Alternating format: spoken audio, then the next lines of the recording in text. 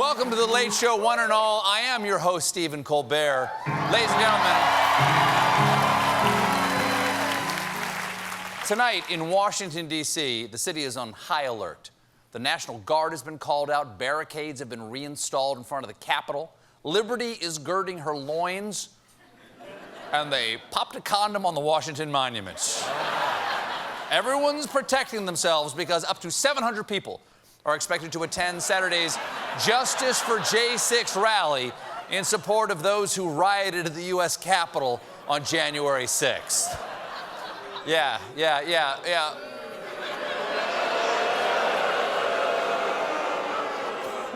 You were a little late with that. You're a little late. Folks, do we really need to go through this again? It reminds me of the famous quote, "Those who fail to learn from history will be at this rally." But, had to jump. Because But I'm all for justice for the people who attacked the Capitol on January 6th. Have they locked up the main guy who started the whole thing yet? His name's on the tip of my tongue, and it tastes terrible. At first, I thought this rally was some kind of sting operation, where they offer Super Bowl tickets to very stupid fugitives. Hi, I was told I could meet Tom Brady, and now I'm being handcuffed. Can I at least meet Gronk? Democrats have been advised to leave town. No Republican members of Congress have said they're going. The rally is even being skipped by former President Sweeney Fraud. Reportedly,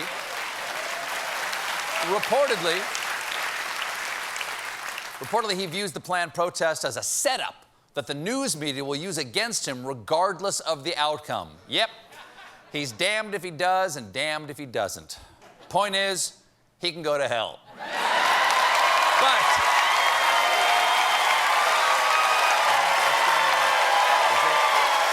an umbrella in here? It's been a while. Now, of course, we know we have a new president, and he's making news. Yesterday, Joe Biden held a national security event and was joined virtually by British and Australian PMs. Of course, in Australia, because of the time difference, the PM is technically the AM. Now, the purpose, this is an important one, the purpose of this national security Zoom call was to announce a trilateral security partnership with Britain and Australia. In it, the U.S. announced it would share its nuclear-powered submarine technology with Australia as part of a new defense partnership. Okay, that's a huge change in foreign policy. The last president would never share a sub, or really any sandwich. And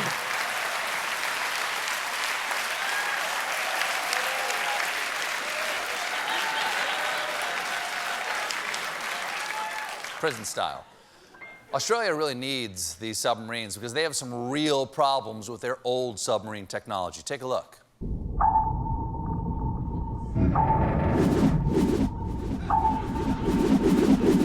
Crikey! It's poor planning. It's just poor planning is what that is. This alliance... It's okay. This alliance announcement is really big. This is the first time since 1958 that we're sharing our nuclear sub-secrets. China is really upset about it, says we're facing a new Cold War. But the takeaway from this historic meeting is that Biden appeared to forget the Australian Prime Minister's name. Thank you, Boris. And I want to thank that fellow down under. Thank you very much, pal. Appreciate it, Mr. Prime Minister. Thank you, pal. This guy. Thanks so much. Thank you, pal. Mr. Prime Minister, Chief, big guy, Crocodile Dundee. Koala Kid, old platypus Pete over here, the man from the land down under where the beer does flow and the men chunder. You're my kangaroo Jack. Jack, you're my little Joey. Throw me in your pouch. Let's go for a bloomin' onion. Let's build back, out back better. I'm kidding around. I'm not kidding around about kidding around. Crikey. Now, some are calling this moment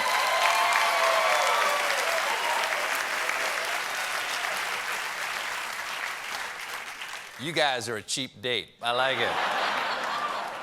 Now, some are calling this the blunder from down under. So far, just me. But it is pretty dumb. I mean, we all know the name of the Australian Prime Minister.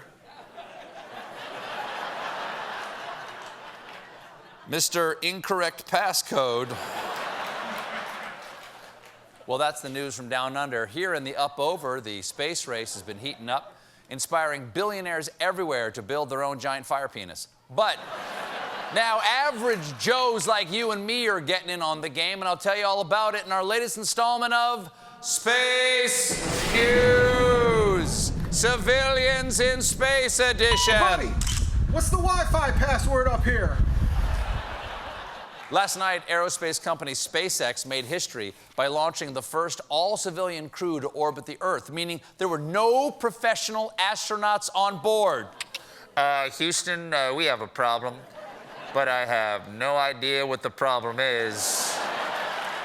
Since I own a chain of laundromats, I have already cleaned out the lint trap. I'm gonna try putting in more quarters. The mission... I got you. The mission is called Inspiration 4, and its fearless civilian leader is billionaire CEO and college roommate who's just going to stick around while you guys make out, Jared Isaacman. Isaacman bought this flight because he hopes to raise $200 million for kids with cancer. Well, that's a noble goal. But when you're a billionaire, you can pretty much say any of your fancy hobbies are for charity. There's a sex party at my place. It's for affordable housing. After that, we're gonna shoot the last living white rhino for mesothelioma. Here's a look at last night's launch. And since the crew is all civilians, the space capsule is operated completely autonomously. But that didn't stop the passengers from having fun with the touch screens. All right, looks like we have I Am Legend and one episode from season 2 of Lois and Clark. I'm gonna order a snack box. Unlike Bezos and Richard Branson's rockets, the Inspiration 4 crew isn't just popping into space for a few minutes. It'll be a 3-day journey in orbit, circling the Earth every 90 minutes. But 3 days wasn't the original plan, but parking on Earth is really tight right now. So they put up some cones or something. Some of the money will be raised by auctioning off items the crew is taking into orbit, like a ukulele that one of the passengers will play aboard the spacecraft. So it's 3 days trapped in a confined space with the guy who pulls out the ukulele at a party. Yeah, man. That's not the right vibe. In space, no one can hear you scream, "Put that ukulele away." Back on Earth, Except if you raise hard-hitting joke. Back on Earth, the COVID vaccine has been preventing serious outbreaks for months, but that hasn't stopped conspiracy theorists from coming up with their own quacktastic COVID cures. And I'll tell you the latest in tonight's edition of Disinformation Station. The vaccine will give your ovaries 5G. Good to know. The latest nonsense COVID treatment making the rounds on Facebook claims that the coronavirus can be killed by inhaling onion fumes and eating onions. Okay, that won't cure COVID, but it will make you an absolute nightmare for the person testing you. Okay, just pull down your mask and, oh dear God, I didn't know a tongue could have BO.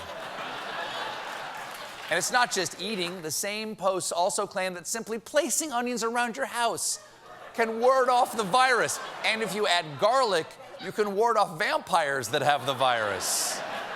Another fake COVID cure making the rounds, anti-vaxxers are gargling the antiseptic Betadine, which is typically used for killing bacteria in wounds and occasionally as a douche. You hear that, dummies? It's supposed to be used as a douche, not by a douche. Unfortunately, it's good to know. It's just good to know. Unfortunately, this cure nun has become so popular that Betadine has had to add a page to their website responding to questions like, can I use Betadine products to kill the coronavirus or to prevent or treat COVID-19? The answer, no. Yeah, I don't think that's going to stop anti-vaxxers. Babe, website says no. Call the feed store. We're going to have to use horse douche. So, we've had hydroxychloroquine, ivermectin, now onions and Betadine. At this point, we should just get ahead of the curve and announce everything that will not treat COVID.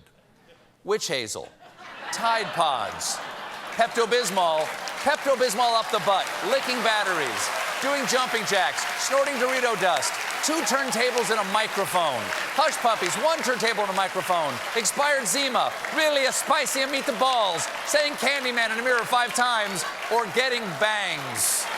We got a great show for you tonight. My guest is Melissa McCarthy. When we come back, it's Meanwhile. Stick around.